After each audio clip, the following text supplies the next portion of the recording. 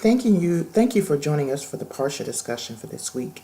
Before we let you in on that discussion, we want to remind you that Passover begins sundown on Monday, the 10th of April, and we will be recording our Passover Seder and be uploading it for your education and edification.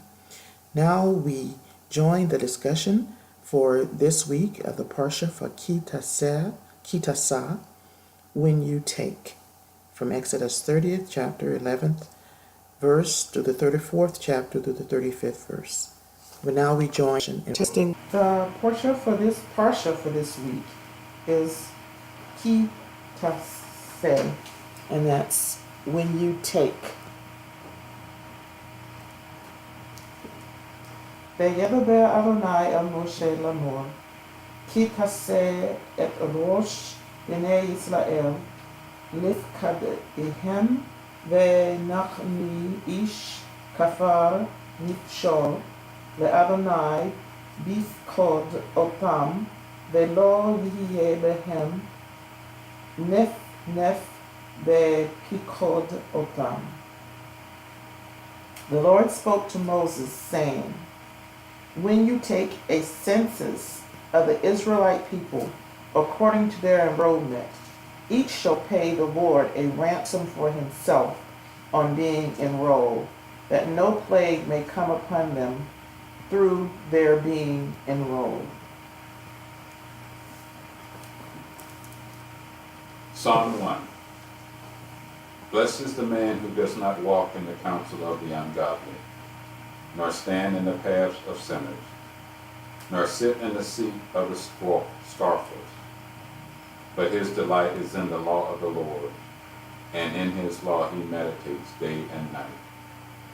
He shall be like a tree planted by rivers of water,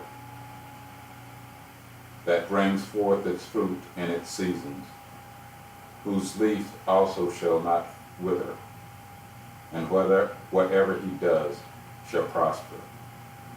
The ungodly are not so, but are like the chaff which the wind drives away. Therefore the ungodly shall not stand in the judgment, nor sinners in the congregation of the righteous. For the Lord knows the ways of the righteous, but the ways of the ungodly shall perish. This is the word of the Lord. Our Father in heaven, hallowed be your name. May your kingdom come. May your will be done. We thank you, Lord God, for this day, for this Shabbat, this time to rest that you have commanded us to do, commanded for us, and we rejoice in this command, Lord, for you have given us rest from our labor, and you have given us an opportunity to fully reflect upon you this day, and to reflect upon your great deliverance of us from the Egyptians in Egypt, and commanded us to rest, which reminds us that we are free, and the freedom came through you. We remember also Christ, who died on the cross, who freed us from the penalty of sin, and we both, us and our Jewish brothers, rest on this day and worship the God who delivers and who frees and who makes known his commandments. We welcome you in our presence, Lord, as you have welcomed us into your family, and given us a process whereby we can live in your righteousness, or live with you as righteous sons and daughters. We give thanks for your greatness, Lord. Help us in each way, in each day, to love you more and more. In the name of the Christ and the Spirit and of you, the Father, we pray and give thanks. Amen.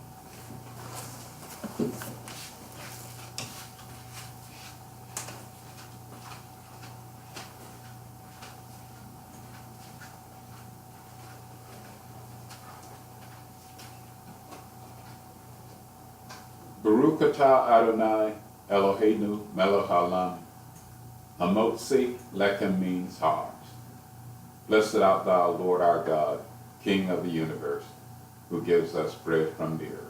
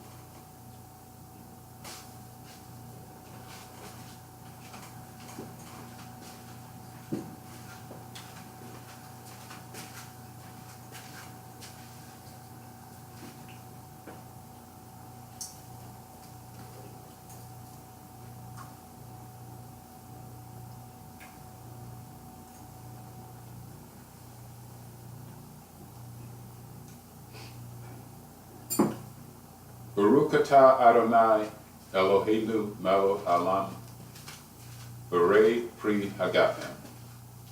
Blessed art thou, Lord our God, King of the universe, who gives us the fruit of the vine. Shabbat shalom. Shabbat shalom.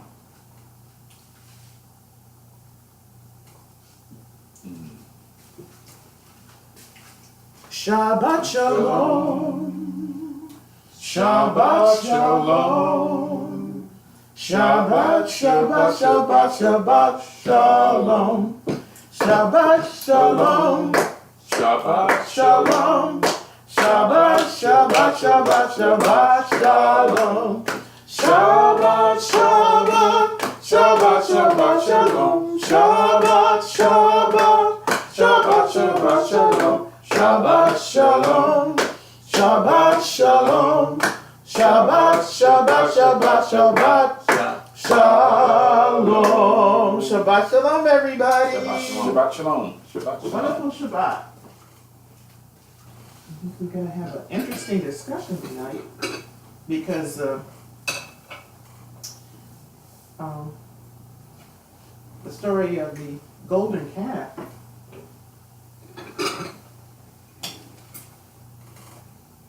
is in this particular portion. Okay, thank you. The shekel, is that metal or paper? The what now? The shekel. Because I was reading and it said a half a shekel. It comes in a coin. The shekel is like a little coin, but it's a shekel like $1, equal to $1. And then the 5 shekel, our $5 is paper, but theirs is like a So coin. when you said half, they have to cut it? No, a half is like coins. They're like coins. It'll say half shekel on there. And then paper, I think the next paper, I think there's a 10 shekel coin. And then the next is paper. The rest is paper. But it's a little, when we were there at the wall, and this little boy, I don't think he was Jewish, he was Arab. And he was about this high there, so I don't know how old he was. Speaking English, he says, "How are you doing?" He would offer his hand, shook our hand, and introduced himself. But did he tell us his name, John? Probably. And I mean, just like a little bit of his man, he said,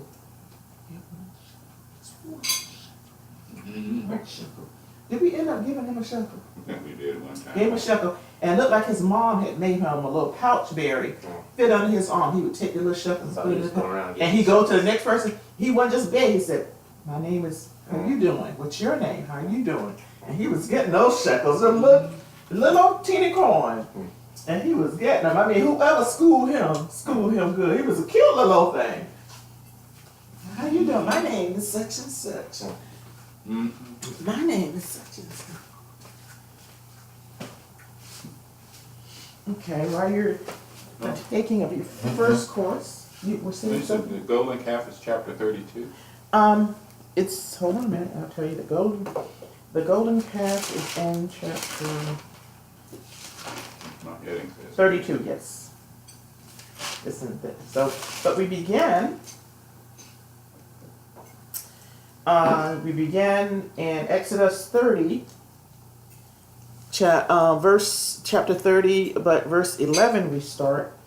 And the title of this, it piggybacks on last week when this part was called the investiture. And they were talking about the priestly garments. And so this kind of finishes off on, again, what the Lord expects. And on my note, before I began reading, I wrote down that God is very specific regarding his instructions. So while you complete that first course, I'm going to read to you from this, if I may. And again, the Lord spoke to Moses, saying, when you take a census of the Israelite people according to their enrollment, each shall pay the Lord a ransom for himself on being enrolled, that no plague may come upon them through their being enrolled. This is what everyone who is entered in the records shall pay: a half shekel by the statutory weight, 20 gerahs to the shekel, a half shekel as an offering to the Lord. Everyone who is entered in the records from the age of 20 years up shall give the Lord's offering. The rich shall not pay more, the poor shall not pay less than half shekel when giving the Lord's offering as an expiation for your persons. You shall take the expiation money from the Israelites and assign it to the service of the tent of the meeting. It shall serve the Israelites as a reminder before the Lord as expiation for your persons. The Lord spoke to Moses, saying, make a laver of copper and a stand of copper for it for washing, and place it between the tent of the meeting and the altar. Put water in it, and let Aaron and his sons wash their hands and feet in water drawn from it.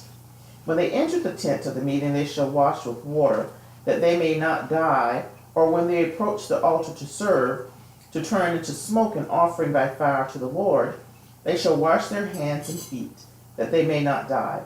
It shall be a law for all time for them, for him and his offspring throughout the ages.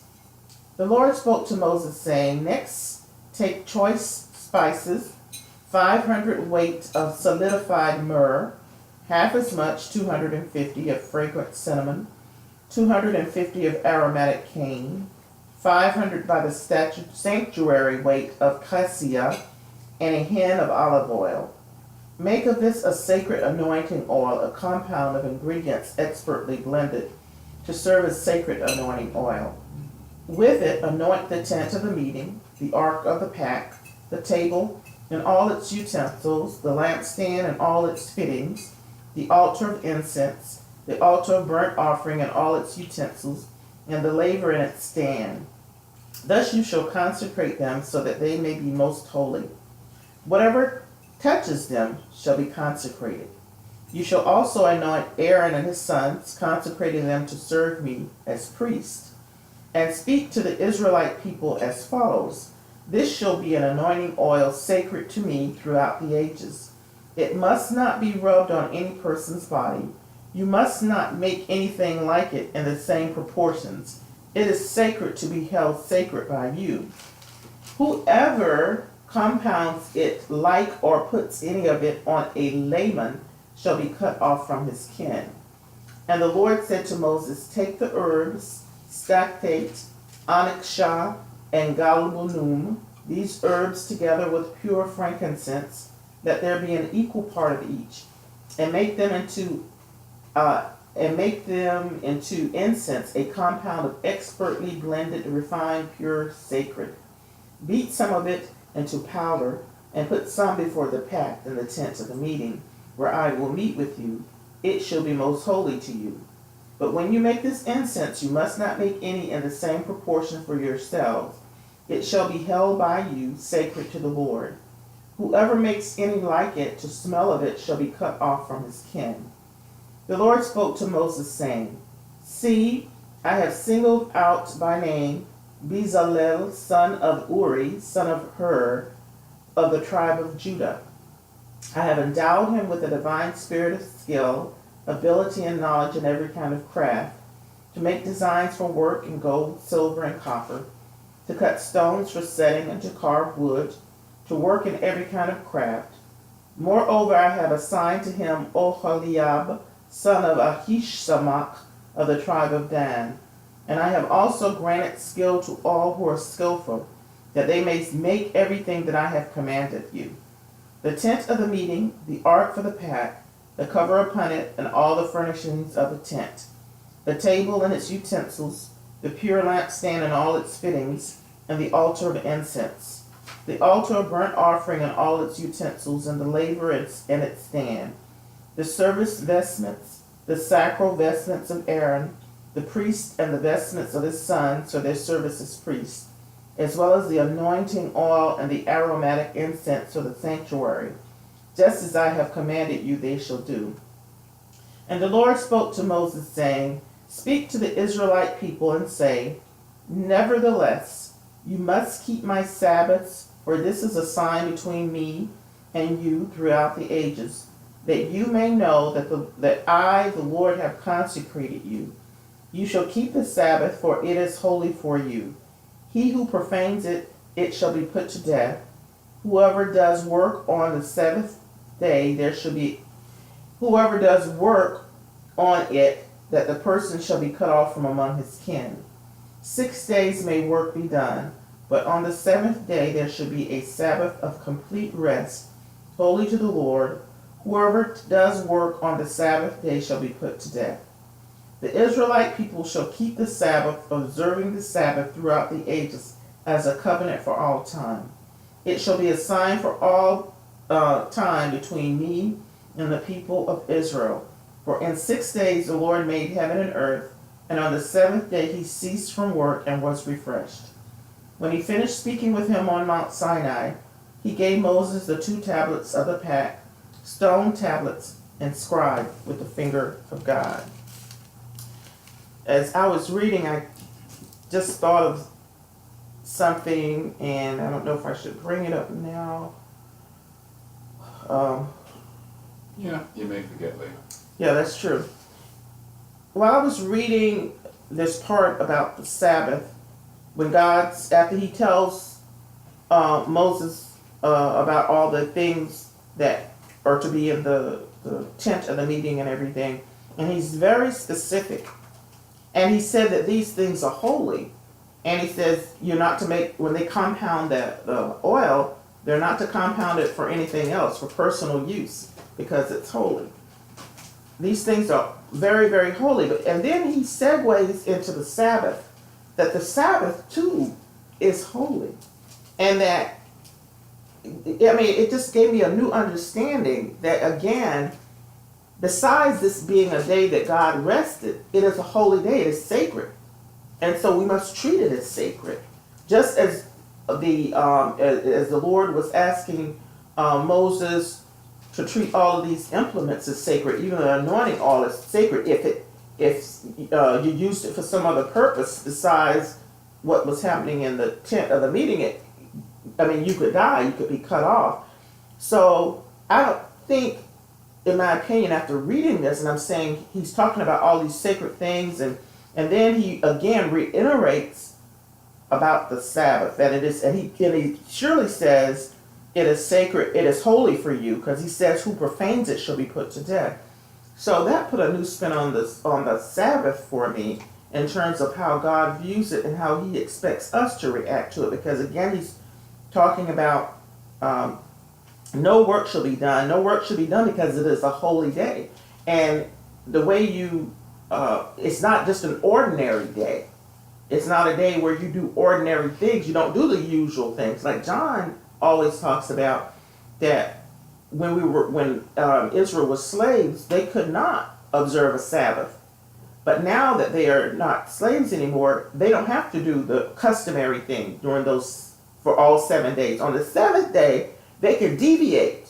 They can not work. And that again sets it apart, and it sets the God of Israel apart. So we'll talk about it more after. I'll go start through my notes, but I'm glad you told me to go ahead and get that out, because again, it really just opened up. My eyes were open again concerning the Sabbath. All right, we start with Exodus 20, and we talk about the census. And in my commentary, and maybe I told before what Torah I'm using. I use the Torah, and the modern commentary, edited by W. Gunther Plaut from the Union of American Hebrew Congregations. And in one of the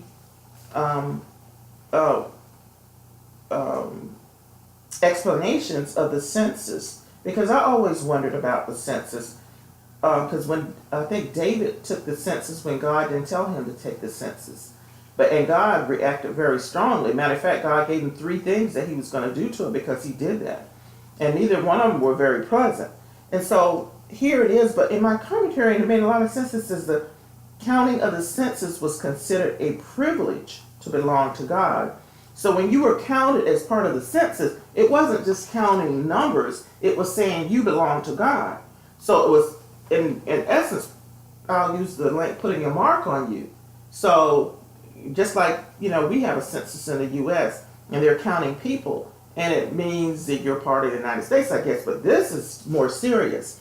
And so that's why it is very serious, and God takes it very serious when he does a census. And anyone who does one without his permission is subject to what he did to David. As it went on, it talked about all of these things that God expected. And again, he was very specific. And I think last week John asked, last week or week before, we were talking about, well, how did Moses know how to build all of this? And we said, we were talking that perhaps God allowed him to, gave him a vision of it, let him see it, as in Revelation, where John saw the New Jerusalem. But I think maybe this answers it for us, because God, it says in verse 1 of 31, it says in verse 1 of 31. And God spoke to Moses, and then he names all these people, Zizalel, and he says he has singled them out, and he has, and with a divine spirit of skill, he has given them the ability and the knowledge in every kind of craft in order to do all of these things. So that perhaps answers it a bit about how did they know how to do all of these things. And I then concluded that any gifts, because there are people who are gifted in a lot of things, and I just believe these gifts are from God. They may not attribute it to God, but only God can give you those kinds of gifts, especially people with musical gifts. I just believe that the Lord has given them that gift. Let me open it up to you all before I go on to the next part, and open it up and see what you think. Where's your starting point?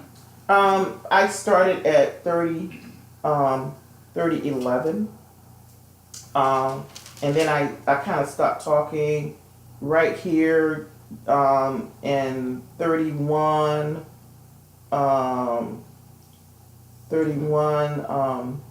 12. So 11 in verse 31? In verse 30 and 30. In 30, oh, okay. Where he's talking about the census.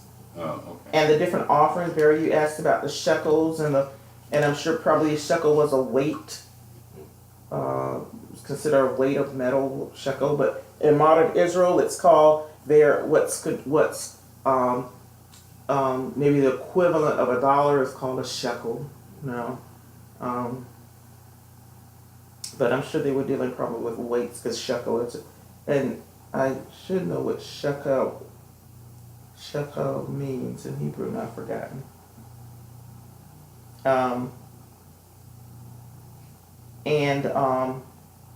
again, it talks about, and again, this is, and one thing I like that maybe not so politically correct in this day and time, it says the rich shall not pay more, and the poor shall not pay less. So everybody's to give a shekel. And how fair is that? That's fair. In our politically correct climate now, everybody wants the rich to have a bigger portion and the poor to pay nothing. Well, no, the Lord clearly spells it out. Everybody has to pay something.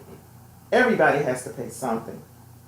I thought that was I thought you'd jump on that, John. Well, I think it got a little refined later when the poor could do turtle dove and some pigeon. Right. But here, it seems that, yeah, the rich, well, we're still talking about 2 years out. And when they left Egypt, they were all on equal footing. They were all poor, my guess. Maybe when the Egyptians gave them silver and gold, they didn't give them equal amounts. But they were pretty much all on the same footing, I think. Mm-hmm. Did set an age limit, I think it was 20. Mm-hmm. But yeah, everyone paid the same because they were probably on an equal footing.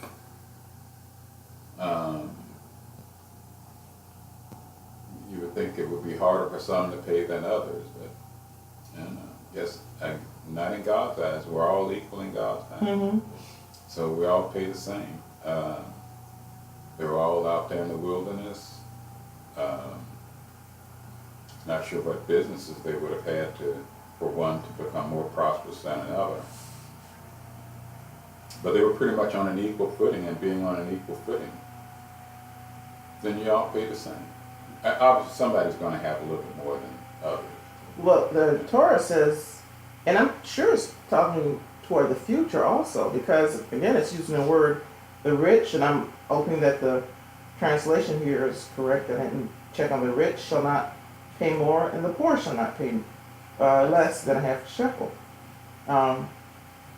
So that clearly, whether it's talking about then or whether it's talking about in the future, when yes, people are going to have a different amount of money, everybody's going to pay the same.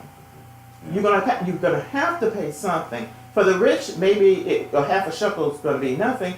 For the poor, maybe that'll be a little more effort to do, but you're going to have to pay something. Everybody's going to have to pay something. Well, it makes the command easier. Otherwise, you would say, well, how do you define rich and how do you define poor? Right. Here, doesn't matter if you're rich or poor, you all pay the same. You all pay the same. It doesn't look at how much money you have.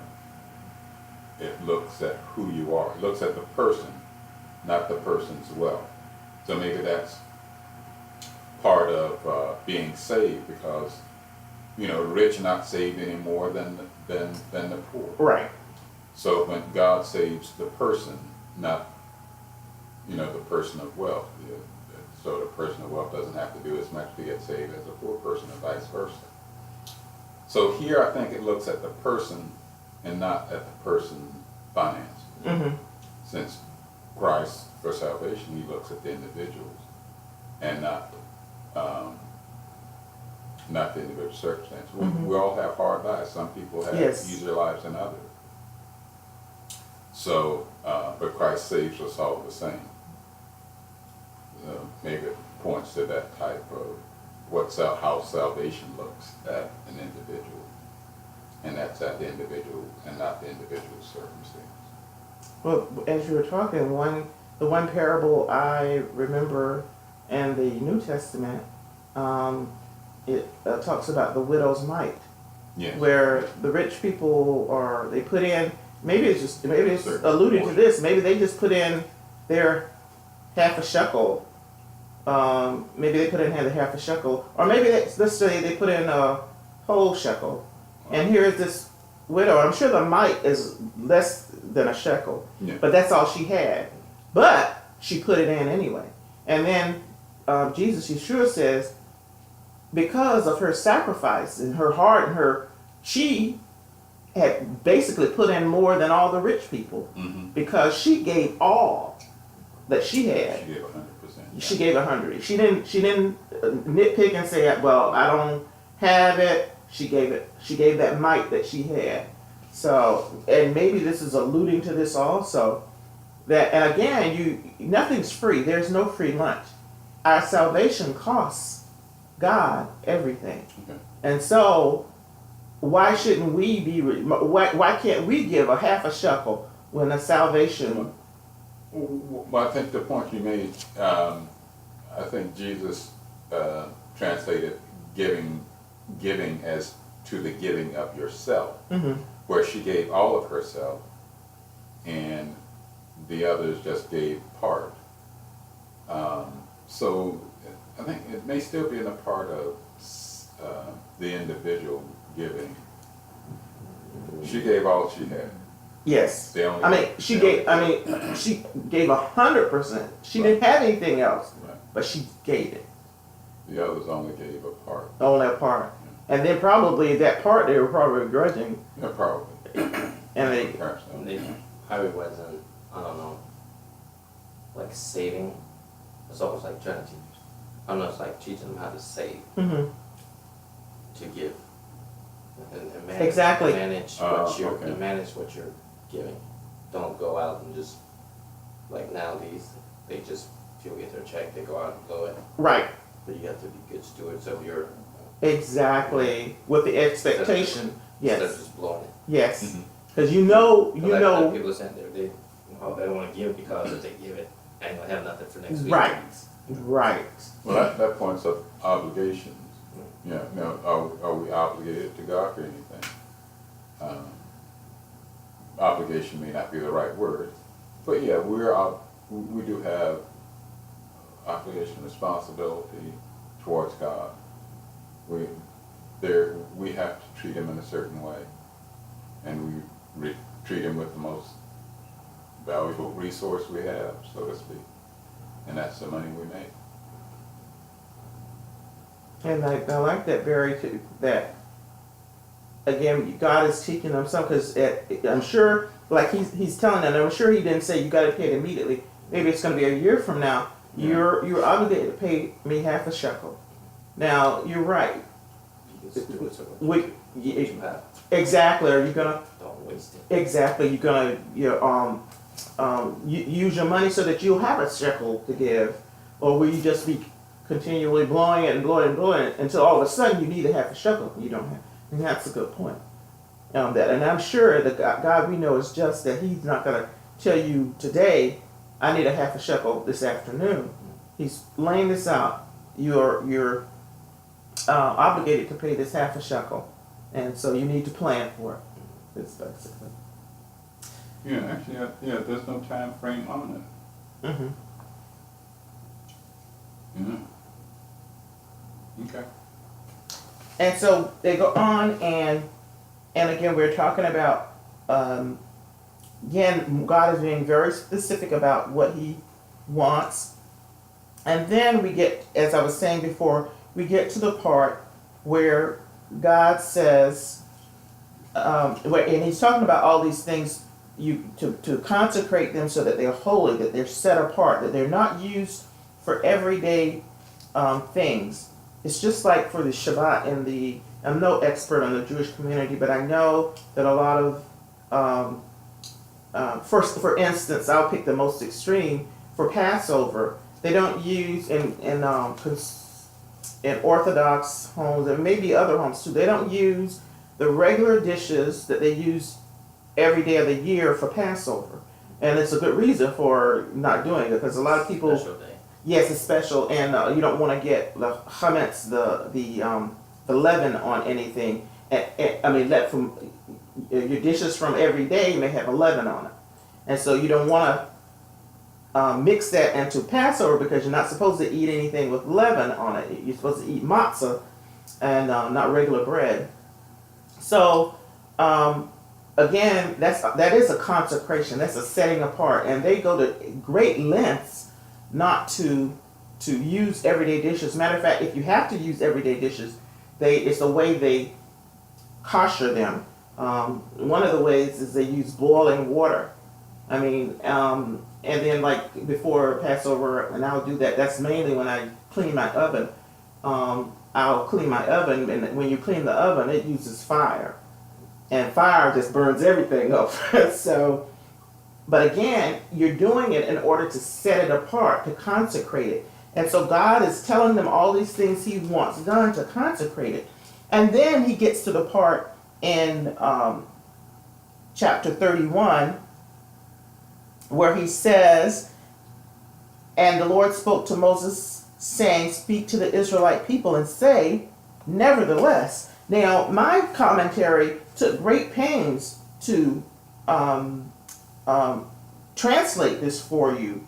This nevertheless is a small word, but it's a big word also. It's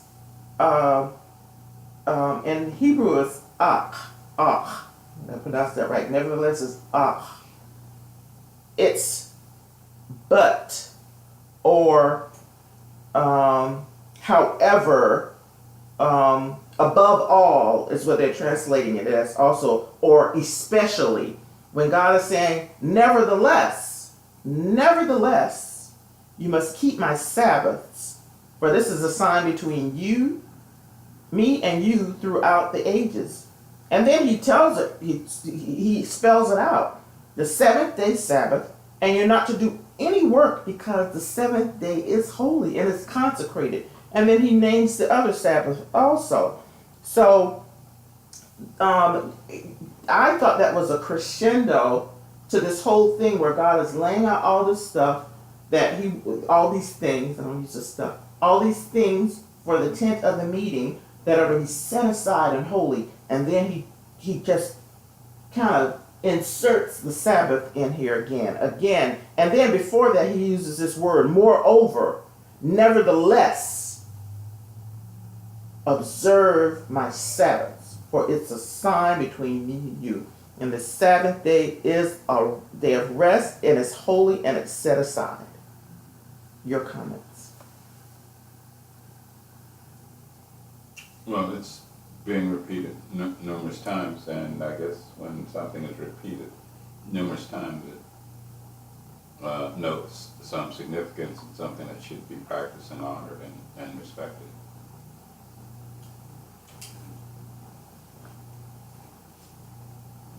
And I thought that was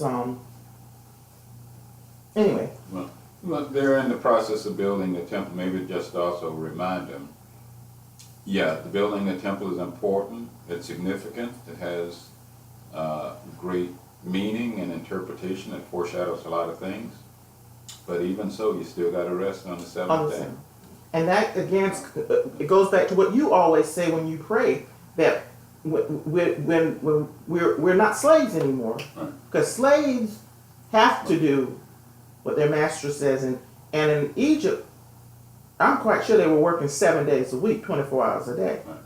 Well, I think this goes beyond slavery. I think because the building of the temple, I'm sure they saw it as something significant, doing God's work. Mm-hmm. But even with God's work and being free, you still honor the Sabbath day which God commanded, and rested it, and you're following God's pattern. That's a momentous thing you just said. As you were saying it, I just saw that you're saying that because in our minds we think that working 7 days a week is good. Oh, sure. We think that by taking that one day off, some may call you a slacker. But God is saying, I think He's clarifying it. Said no, yes, you worked 7 days a week while you were slaves or whatever, but I want you to take this day off. It's very important to take this day off. That was so important, that what you just said, that was because He's dealing with people that are used to working those 7 days, who were required, probably under pain of death, to work 7 days. Sure. And so in their psyche, they should be working. And even if it's building a temple and God says take a day off, they still want to work. That you just said that. Yeah. Exactly. Yes. I like that. That's very good, John. Yeah. And you're thinking, wow, I'm doing something great and fantastic. Right. And God says, no. You still take a day off. Right. Even though you're building this momentous place for me to reside in. Right. You take that seventh day off. Take that. That was great. Nevertheless, but above all, remember the Sabbath. And you take that when the sun sets on the 6th day and starts the 7th day, you stop work. You don't do any work on my holy place, even though it is a holy place, Right. you don't do any work because this day is more holy than that place that you're building. This, this place only points to something to come. yes, This isn't the end. It's simply pointing to something to come. yes, and that is very good, and that means you rest because again, in our psyche, we figure the more work you do, the more you're going to get done. But in God's economy, that does not exist. Because they could have said, well, Lord, if you let us work 7 days, we could finish this tabernacle. Said, no, nevertheless, moreover, no, stop on the seventh day in building this and rest. John, that was very, very good, very profound. Okay. Very profound. I'm sure the Lord gave it. Yes, he did. As he gave his other things to the people, the divine spirit gave to him. But that was very profound. And God says, yes, rest. This is very important.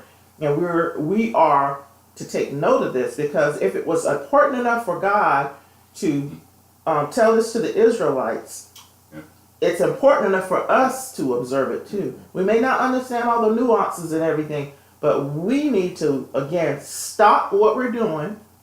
We we do the best we can, but it's pretty clear right here. One of the things you could do, you don't work. No kind of work. 6 days work may be done, but and it's like him saying, you're building this temple, yes, but 6 days you may do it, but on the seventh day there should be a Sabbath of complete rest, holy to the Lord. Whoever does work on the Sabbath day shall be put to death. Now that's pretty serious.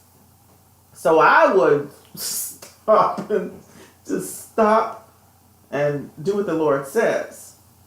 So, yes, this is very important. I love this. If you remember where I have this, but nevertheless, moreover, that small word said a lot. In my commentary, they put a whole little paragraph on here. Nevertheless. And a lot of times, I heard a man preach a sermon that used to be pastor of Calvary Assembly. He taught the sermon, and I forgot, he was talking about something that Jesus did, and it was a small word. He said, but that small word, and he's reading the passage, and it came to this word, but. He says, that negated everything else, but for God, but. And so this small word says a lot.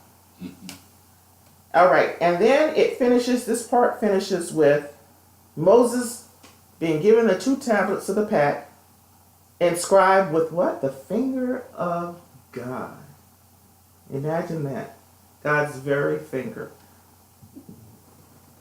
So we'll stop here, and then we'll take a break, and because we need a break for this next part.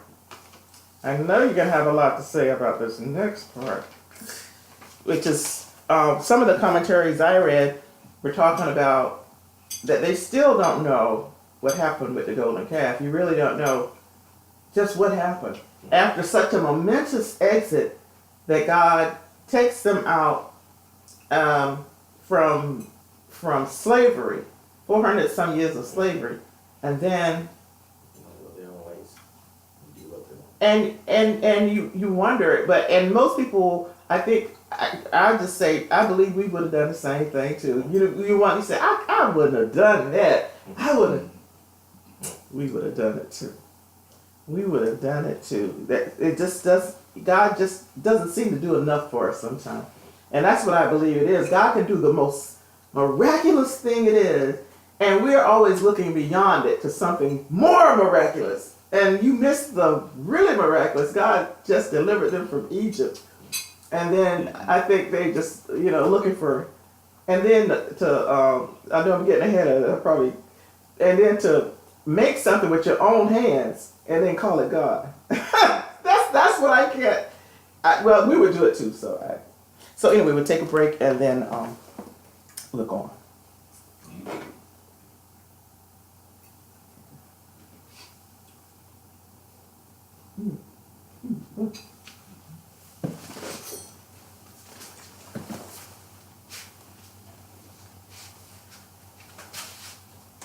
This is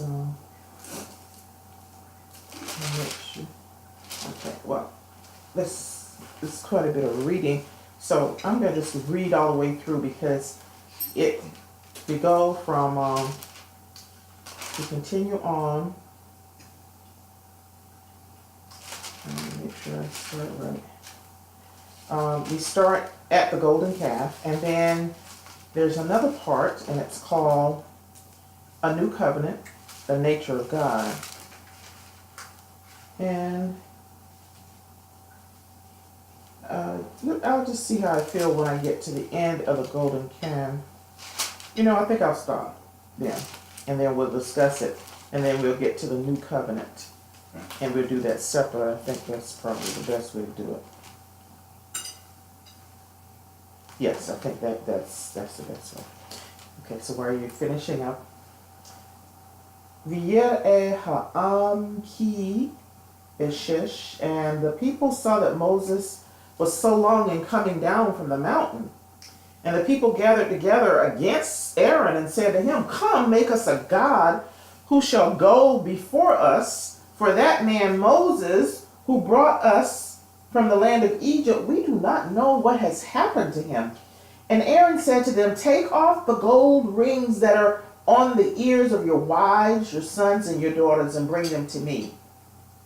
And all the people took off the gold rings that were in their ears and brought them to Aaron. This he took from them and cast in a mold and made it into a molten calf. And they exclaimed, "This is your God, O Israel, who brought you out of the land of Egypt." And when Aaron saw this, he built an altar before it. And Aaron announced, "Tomorrow shall be a festival of the Lord." Early next day, the people offered up burnt offerings and brought sacrifices of well-being. They sat down to eat and drink and then rose to dance. The Lord spoke to Moses, "Hurry down, for your people, whom you brought out of the land of Egypt, have acted basely. They have been quick to turn aside from the way that I enjoined upon them. They have made themselves a molten calf and bowed low to it and sacrificed to it, saying, 'This is your God, O Israel, who brought you out of the land of Egypt.' The Lord further said to Moses, 'I see that this is a stiff-necked people. Now let me be, that my anger may blaze forth against them, and that I may destroy them, and make of you a great nation.' But Moses implored the Lord his God, saying, 'Let not your anger, O Lord, blaze forth against your people, whom you delivered from the land of Egypt with great power and with a mighty hand. Let not the Egyptians say, it was with evil intent that he delivered them, only to kill them off in the mountains and annihilate them from the face of the earth. Turn from your blazing anger and renounce the plan to punish your people. Remember your servants Abraham, Isaac, and Jacob, how you swore to them by yourself and said to them, I will make your offspring as numerous as the stars of heaven, and I will give to your offspring this whole land of which I spoke to possess forever.' And the Lord renounced the punishment he had planned to bring upon his people. Thereupon Moses turned and went down from the mountain, bearing the 2 tablets of the pact, tablets inscribed on both their surfaces. They were inscribed on the one side and on the other. The tablets were God's work, and the writing was God's writing, incised upon the tablets. When Joshua heard the sound of the people in its boisterousness, he said to Moses,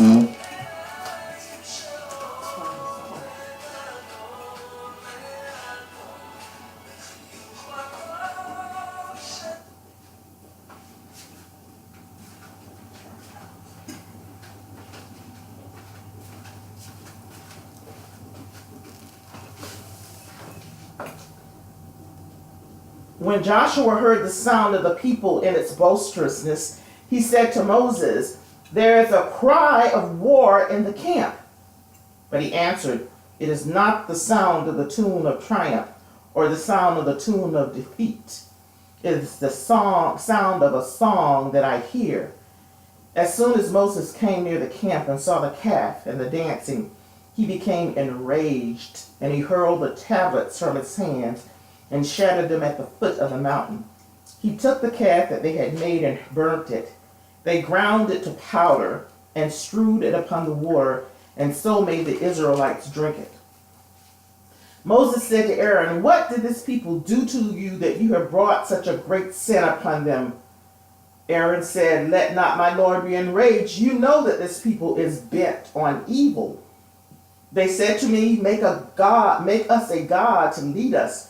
For that man Moses, who brought us from the land of Egypt, we cannot tell what has happened to him." So I said to them, "Whoever has gold, take it off." They gave it to me, and I hurled it into the fire, and out came this calf. Moses saw that the people were out of control, since Aaron had let them get out of control, so that they were a menace to any who might oppose them. Moses stood up in the gate of the camp and said, "Whoever is for the Lord, come here." And all the Levites rallied to him. And he said to them, "Thus says the Lord, the God of Israel, each of you put sword on your thigh. Go back and forth from gate to gate throughout the camp and slay brother, neighbor, and kin." The Levites did as Moses had bidden. And some 3,000 of the people fell that day.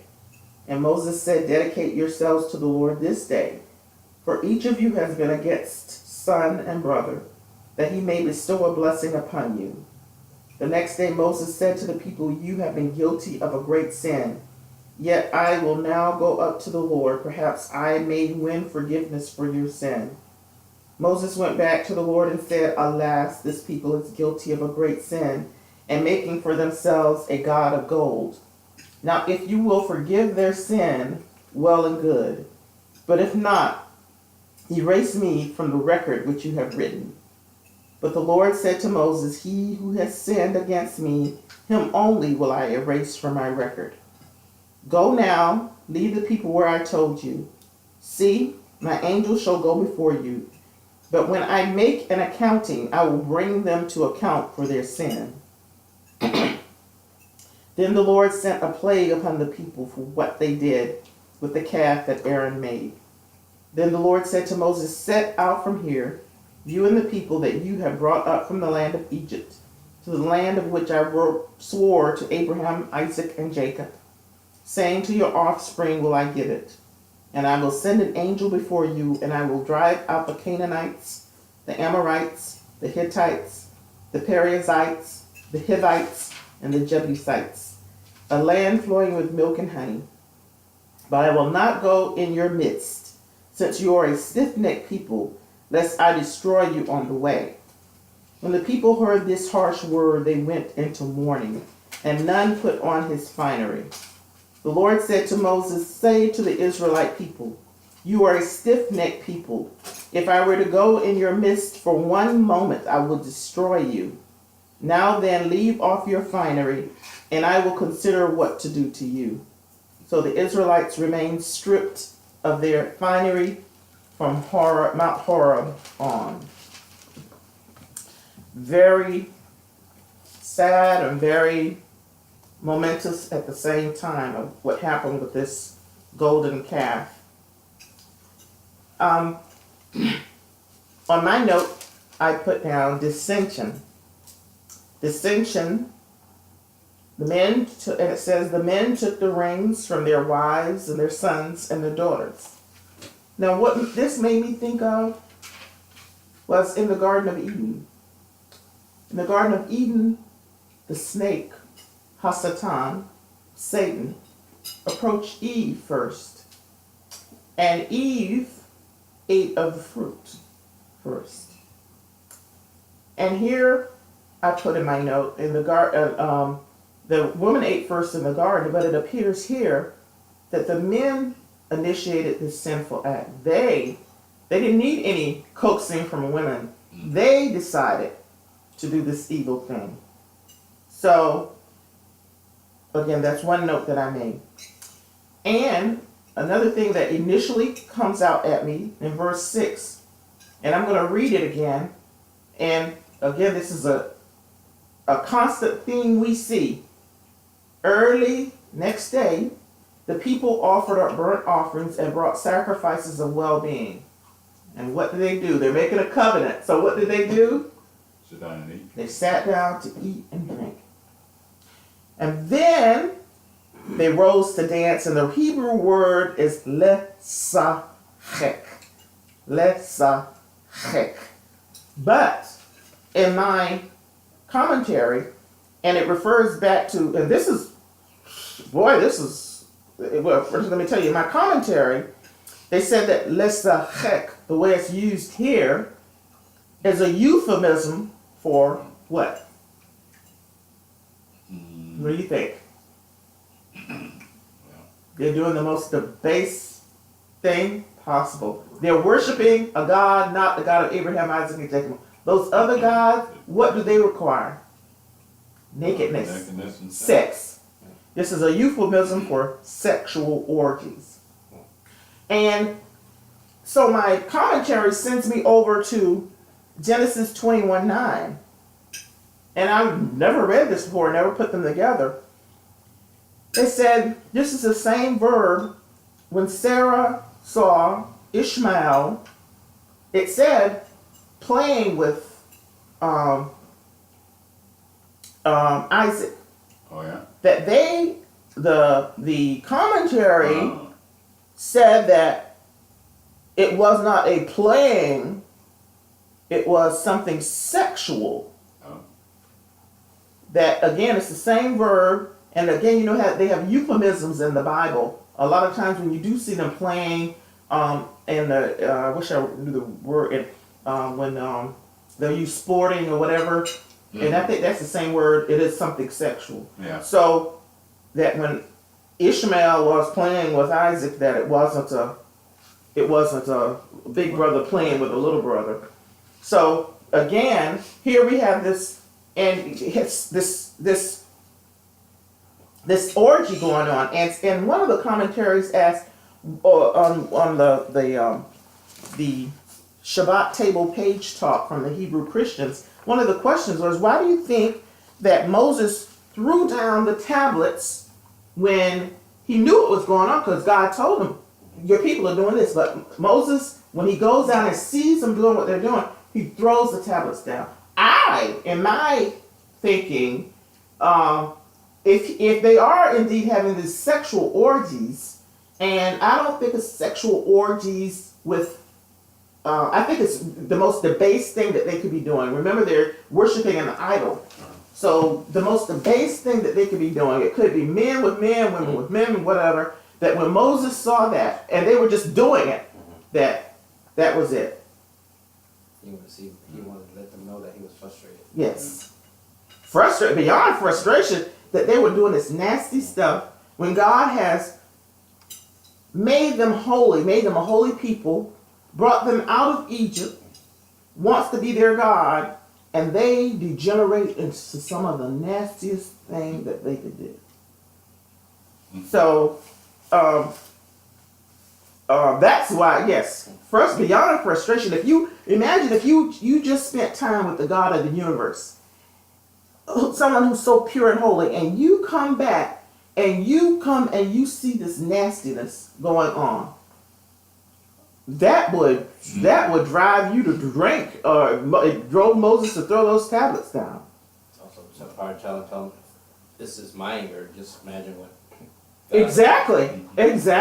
Mine's nowhere near what God is. What God is going to do. But again, I think we've lost some of the, when we read this through, we don't really get into it, and we think, oh, they were just dancing and just singing, but God doesn't want to destroy you because you just dancing and singing. Not only were they doing this stuff, the fact that they were what? They sat down to eat and to drink. They made a covenant of evil. That's what they were doing too. The eating and the drinking, when you couple that with the eating and the drinking and then dance, and they rose to dance, doesn't mean they rose to do a little whatever. They, again, remember what we were talking about, that the heathen gods, they required sexuality. And so and it wasn't sexuality based on the laws of what God, it was complete opposite, and it was nasty, and it was debased, like when Joshua said he heard a sound. And it says, no, it's not a sound. It's a sound of a song. Can you imagine how noisy it was that Joshua thought it was a cry of war? That it was loud and they were boisterous and doing all this nasty stuff in the open. So these words, these English words, kind of sanitize what was going on. But this was nasty stuff that was going on here. And then what happens next is, let me read that Moses, he goes and intercedes. Again, he is acting as a part of Messiah here. Because what does he say in verse 32 when he's pleading for Israel because of their sin? He said, these people have sinned. He says, now if you will forgive their sin, but if not, he said, if you don't forgive them, he said, you can wipe out my name from this book that you're keeping. That is an intercessor. Moses went and gave his life. He did. For them. For them. He's a prototype. So that's why he wasn't allowed to go into the... No, that's a whole different thing. We'll get into that. He's a prototype of the Messiah, of Jesus. Because later on, we'll see in Deuteronomy when he says there's going to become one just like me. And the reason he said that was, I really, based on this verse 32, when he offers his life, when he says to God, erase me from the record that you have written if you don't forgive this people. That's bold. That's a Messiah. And here he is putting himself out there for this people, this nation of Israel. And again, he is the forerunner of Jesus, the Messiah. I wonder why he would do that. Not that he had any great love for him. No, yeah, it makes you wonder, doesn't it? He didn't spend that much time with him. It makes you wonder. Yeah. And he said this to God. Mm-hmm. This is bold right here. But it lets us know again by reading this that he is the Messiah. He is, and the people understood Moses. They understood what he did. And they realized what he did for them. He did do a lot by going, and God wanted to wipe them out and let Moses put Moses' progeny in their place. God said, I'm going to put you I will raise up. And they said, no, forgive them. What a priest or what a Messiah to offer up his own self. He offered up his own self. Said, you're keeping this record, but write me out. I'm not gonna. That's bold. This is probably the boldest thing here. The most, just again, the English probably just flattens it out here. It doesn't give us the whole. And I also wrote, as in the garden. Okay, and so God says to him, okay, they've sinned against me. And then God goes to them and says, okay, now, he says, I'm not going to go in your midst anymore. God was willing to go in their midst, but he said, no, I'm not going to go in your midst anymore. I'm going to send an angel. You know where this happened again? In the garden. God was with Adam. He was with him. And what happens? Adam sins. God is no longer in his midst anymore. Yet again, because of sin, God removes himself from man. When they had him, he was there. And now he's going to send an emissary instead of he himself. And that was one of the things that really... So it's like a watcher. You could say that, a watcher, but it ain't God. They had God. They didn't have to go through somebody else. They had him. But it's almost like second best. Because when you got God in your midst, who else do you need? Because God don't have to go to somebody and say, well, should I do this? You got him. And he's right there with you. You can go to him and say, But now you got a watcher or somebody else who has to then go to God. The difference. And again, like in the garden. But Adam had God's full attention in the garden. Face to face, face to face. And now, again, it's happened again. And that's what I put on the notes. Anything else? I'm sorry. Go ahead. No, I don't have anything else to add to that. Okay. Except Moses did offer himself, but God turned him down, saying that, oh gosh, what did he say? It says, oh, God said, but the Lord said to Moses, he who has sinned against me, him only will I erase from my record. So if Moses down there doing all that stuff, he would have erased them. They all would have been erased. But this is like in Revelation when the Lord talks about the Lamb's Book of Life. This is the same record. Mm-hmm. This is the same record that's being kept. That your name, the Lamb's Book of Life. You don't want to be erased from the Lamb's Book of Life. You want to be in that. But God is clearly saying, no, it's the sinner will have to pay for their own sin. But we can't. Moses couldn't do it though. Moses could do it, right. Moses could do it, and maybe that's what it's saying. At that point, okay, Yes. at that point, no one could. No. If that being the case, Yeah. His name would be erased, but thankfully it's a foreshadow. Yes, it is a foreshadow of the one who could be a covering for that sin. You're right. That's a good point to bring up. Yeah, it's because Moses is a foreshadow. He is not the Messiah, but he sure enough was willing to put, but he couldn't because he was a sinful. He was sinful. He was, even though he. But yes, he certainly was a foreshadow. I mean, he sure enough tried to be. Mm-hmm. That was a bold move. Yeah. One other thing that struck me was the small amount of people that got killed. 3,000. When you got, let's say 1 million people, only a few percentage-wise, only a few participated in it, and the others, I don't want to say went along with, or just ignored, or just didn't care, or just said I'm not participating and turned their backs on them. Well, we haven't gotten to the recompense for the thing. This was only for. That's the cat, yeah. But we still have a part to go where God says later on. Well, you're talking about the big valley that opened, but they No. Here it says right here. Here it is. In 35, then the Lord sent a plague upon the people for what they did with the calf that Aaron made. Oh, okay. More died from the plague. Right, okay. Evidently, that initial 3,000. They were probably the one that caused. Maybe the leaders. Yeah. Maybe the leaders. Okay.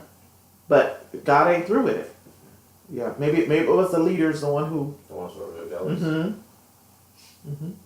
Okay. All right. All right. And now this next part, and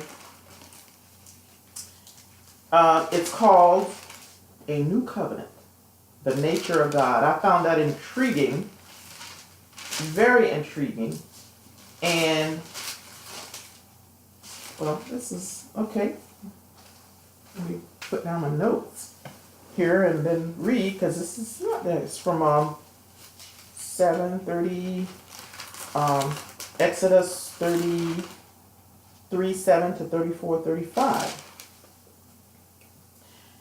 Says, now Moses would take the tent and pitch it outside the camp at some distance from the camp. It was called the tent of the meeting, and whoever sought the Lord would go out to the tent of the meeting that was outside the camp. Whenever Moses went out to the tent, all of the people would rise and stand, each at the entrance of his tent, and gaze after Moses until he had entered the tent. And when Moses entered the tent, the pillar of cloud would descend and stand at the entrance of the tent while he spoke with Moses.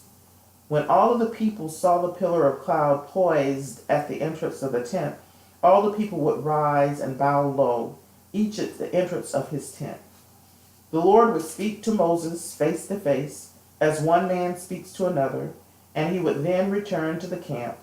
But his attendant Joshua, son of Nun, a youth, would not stir out of the tent.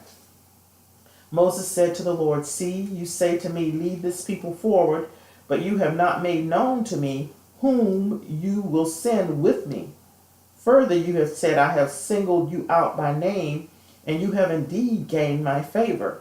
Now, if I have truly gained your favor, pray let me know your ways, that I may know you and continue in your favor. Consider too that this nation is your people. And he said, I will go in the lead and will lighten your burden. And he said to him, unless you go in the lead, do not make us leave this place. For how shall it be known that your people have gained your favor unless you go with us, so that we may be distinguished, your people and I, from every people on the face of the earth? And the Lord said to Moses, I will also do this thing that you have asked, for you have truly gained my favor, and I have singled you out by name. And he said, oh, let me behold your presence. And he answered, I will make all my goodness pass before you, and I will proclaim before you the name of the Lord, the grace that I grant, and the compassion that I show. But he said, you cannot see my face, for man may not see me and live. And the Lord said, see, there is a place near me. Station yourself on the rock. And as my presence passes by, I will put you in a cleft of the rock, and shield you with my hand until I have passed by. Then I will take my hand away, and you will see my back, but my face must not be seen. The Lord said to Moses, carve 2 tablets of stone like the first, and I will inscribe upon the tablets the words that were on the first tablets which you shattered. Be ready by morning, and in the morning come up to Mount Sinai, and present yourself there to me on the top of the mountain. No one else shall come up with you, and no one else shall be seen anywhere on the mountain. Neither shall the flocks and the herds graze at the foot of this mountain. So Moses carved 2 tablets of stone, like the first. Early in the morning he went up on Mount Sinai, as the Lord had commanded him, taking 2 stone tablets with him. The Lord came down on a cloud. He stood with him there, and proclaimed the name Lord.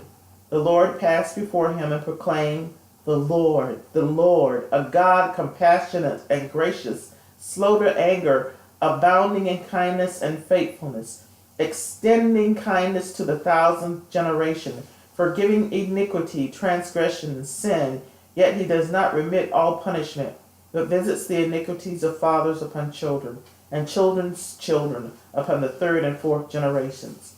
Moses hastened to bow low to the ground in homage, and said, if I have gained your favor, O Lord, pray let the Lord go in our midst, even though this is a stiff-necked people. Pardon our iniquity and our sin, and take us for your own.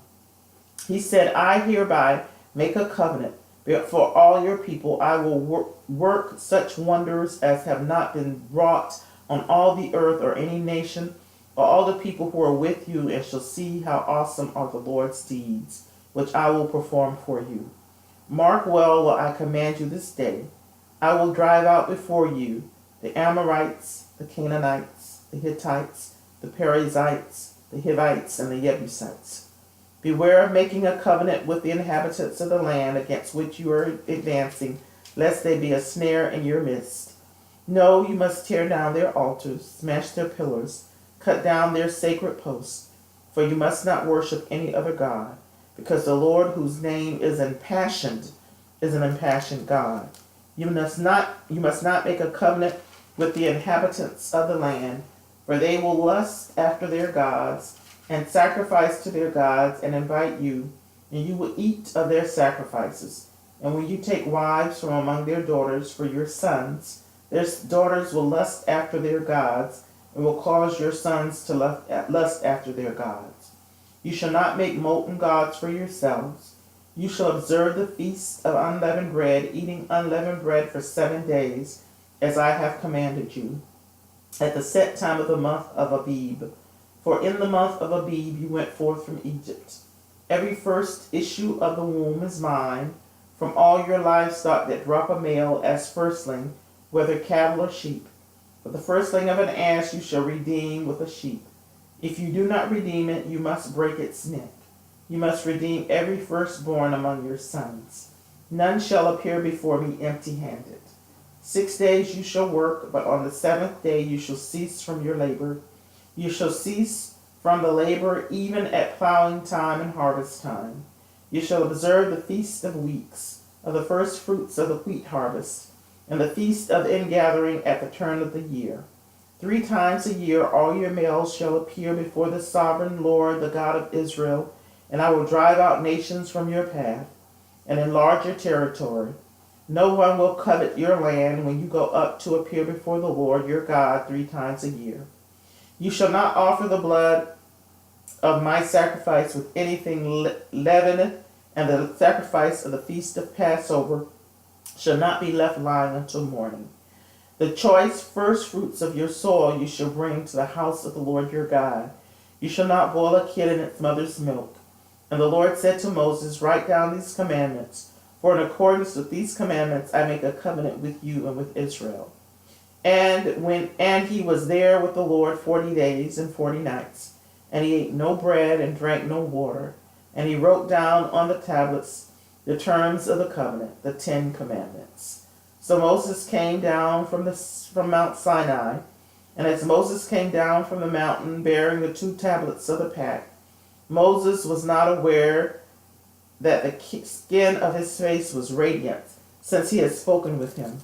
And Aaron and all the Israelites saw that the skin of Moses' face was radiant, and they shrank from coming near him.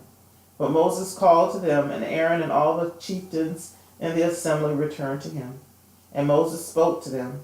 Afterwards all the Israelites came near, and he instructed them concerning all that the Lord had imparted to him on Mount Sinai.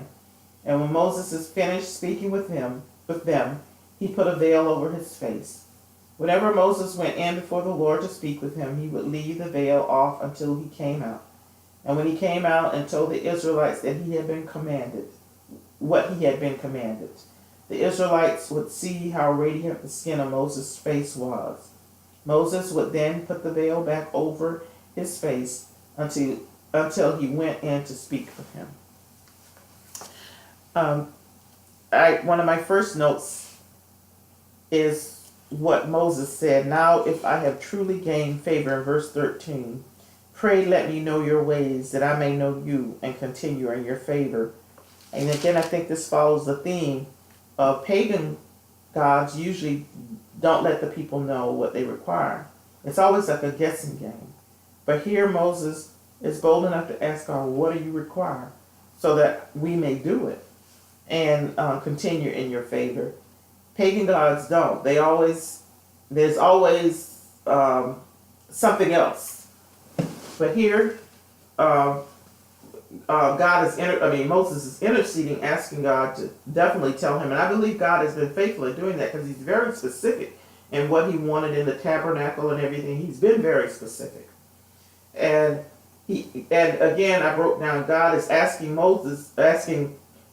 Moses is asking God to distinguish himself from other gods. So I think that this, again, affirms the fact that other gods, they don't tell you what they require. You never find out. You're always, and that's the problem with other gods. You never know what pleases them, or you never know what they require in order to save them. They never tell you. Or if they tell you, it's always contingent upon you doing more, something so extreme. But here is God being very specific and laying out what he requires. And the name of the Lord, when he used that, again, is the name we've seen is the Yud-Heh-Vav-Heh, the unutterable, the sacred name of God that he uses. And another, I'm just going through my notes here, that I thought was so amazing. Again, Moses wants to see God, to see his presence. And so what does God do? A famous hymn is based upon this verse. God hides him in the cleft of the rock while his presence goes by. And the name of that song, that hymn, is Rock of Ages. And we'll sing that at the end of our Shabbat here. And in verse 34:5, again, he's proclaiming the name of the Lord, and I put, again, the name of the Lord, and he's extending kindness.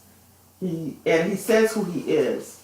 And I thought that just the relationship that he and Moses have, that Moses, it says that he and Moses talk face to face. Now, I know that's a contradictory thing because it says you can't see his face and live, so I'm sure there's something more to that. But maybe in this instance, again, I'll venture to say that face to face means that he did have that relationship where he figured he could say anything to God. Doesn't mean he was face off God's face, but he saw just enough of God to that he had that relationship. It really did seem like it was a friend face to face, and maybe almost like it was between Adam and God.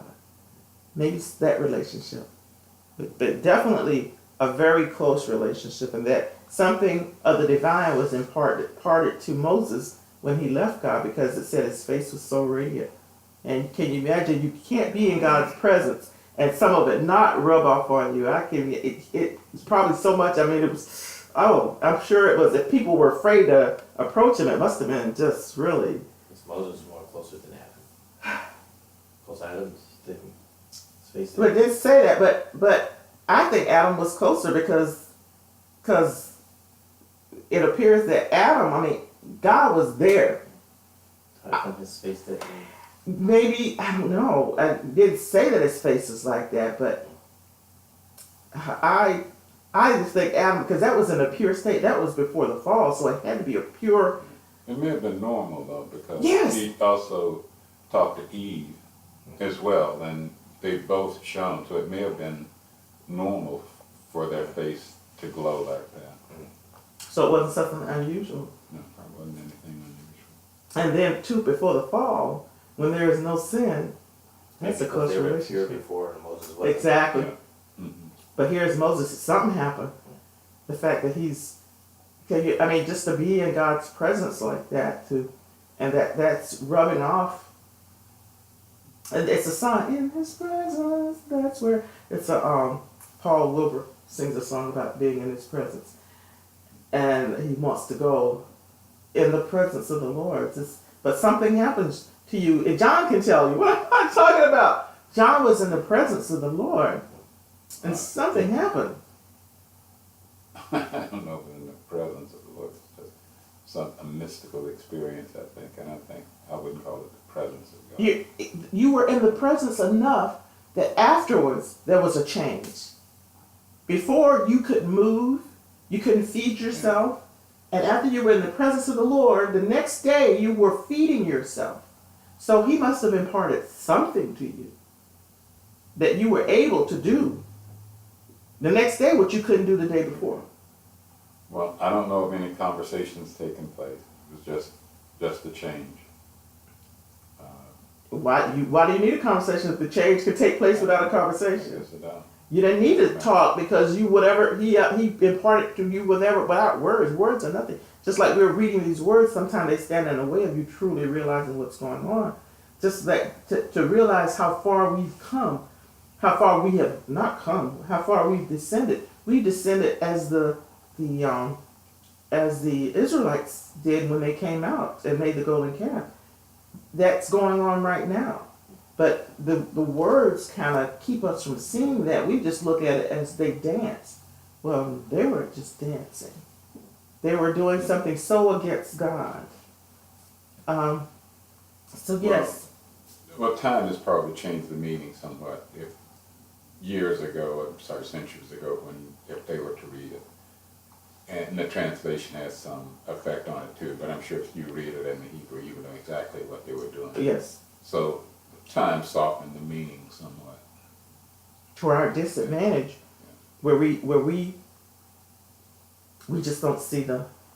But again, we know if you were to explain this to someone else, if you were talking to someone else, and you can emphatically, we have Google now. If you were to Google what pagan gods required, or what they did when people were worshiping pagan gods, guaranteed to be sex involved.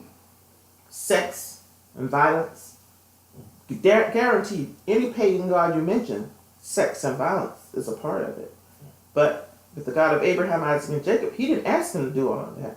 But in pagan deities, that was because I think a lot of the New Testament people don't understand a lot of it because they really it's been kind of sanitized, and they really don't realize just what pagan gods were requiring. That when people were temple prostitutes, that what does that mean? Sex. That that a god would require prostitution, sex. So we've kind of, I don't know, whatever, but these pagan gods required all of that. And food. Food was a big part of it. In making any covenant, food was part of it. In the New Testament, they said don't eat foods that have been sacrificed to idols. Again, you find that the same thing, where God uses the food, the Shabbat meal, as a sealing of the covenant, where he had a meal with the 70 elders and they went up to the mountain to seal the covenant. Again, there's an evil sealing and then there's a holy sealing. And we saw right in the making of the golden calf, there was an evil covenant seal. And how was it sealed? With eating and drinking. So again, I go back to this. We come back to this every Shabbat. This, what we do here, we're eating a nice meal, and it's very nice. We try and have the best meal and everything. But what we're doing, we're rehearsing what God told the Israelites to do, is to remember the Sabbath day and to keep it holy. We're sealing the covenant that was made, that this is a holy day, that is not like any other day. Because on any other day, you're probably not going to be sitting down with your best china and the best food. You're not going to probably be doing that. But on this day, you stop, you prepare the best, and you remember this covenant by eating a meal before the Lord. And that's what we've done here. And we talked about our brother Moses, who's a type of Messiah, who offered himself for Israel. I mean, whoa, but he wasn't able to fulfill that sacrifice for mankind. He couldn't do it for Israel. There's only one sacrifice, only one person who's able to seal that deal, who was able to give mankind a covering if they chose to accept it. And that man is to come. That's who the one that Moses was speaking of in Deuteronomy. He says there's someone else coming who will be able to fulfill that covering and save us. And I was thinking as we were reading about the pact, that first set of tablets that were broken. And I don't know if I'm right or wrong on this, but I thought about this as we were reading it, that first set, and I equated it to Moses, this first set of commandments, that first set couldn't save, but the second covenant that's coming could save. And that second covenant is going to be instituted by Jesus. And that's, I'm saying, maybe that's connected or not, I know, but definitely the second covenant, the one who has fulfilled the second covenant by his blood, he's able to save us, to save mankind, because he was sinless. He was the Torah made flesh. He was the perfect Torah in the flesh, who sacrificed his blood so that we could have a covering for our sins and be able to go before the Holy of Holies, the throne, even with our sins, because we've been covered by the blood of the Lamb. Anything else? No, one other thing, when Moses wanted to see the face of God, he could not. But in a sense, I don't know who said it this way, but it makes sense. We do see the face of God, but we see it by way of the thing God has done.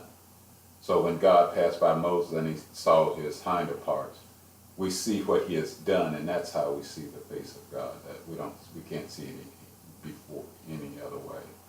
But yeah, how do we see God? We see him through what he has done for us. Mm-hmm. Yeah, not necessarily through what he's going to do, but see what he has done. The temple had a lot of rituals that pointed to Christ, and some even, a number of them did point to Christ. and even Moses. When Moses anointed